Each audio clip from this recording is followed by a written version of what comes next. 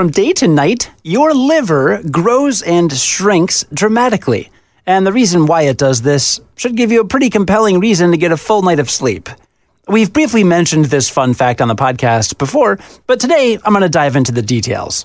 As a quick reminder, your liver keeps your sugar levels constant, it stores and releases vitamins and minerals into your body as needed, it detoxifies your blood, and it has a remarkable ability to regenerate. The growing and shrinking part is pretty important too.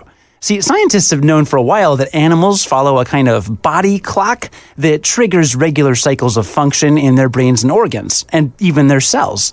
Your liver also follows this internal clock, but its function may also depend on when you eat and when you exercise. In May 2017, researchers published a study in the journal Cell that found that the livers of mice grew by nearly half during waking hours, which for mice is nighttime. And their livers shrunk back down to normal size at mousy bedtime. While the mice were active, the researchers saw the main kind of liver cell, hepatocytes, growing.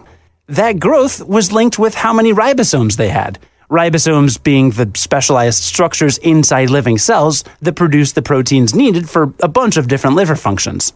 Ribosomes also fluctuate with the size of the cells, and the more ribosomes, the better the liver can process food into protein and help your body get rid of toxins.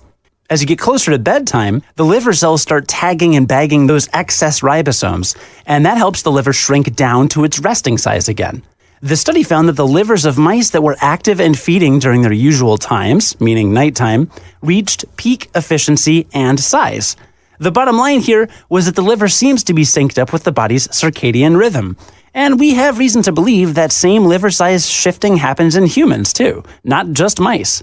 And the takeaway from that is to remember that the longer your liver operates poorly, the more likely it is you'll experience unpleasant symptoms like fatigue, swelling, a tendency to bruise, and even jaundice.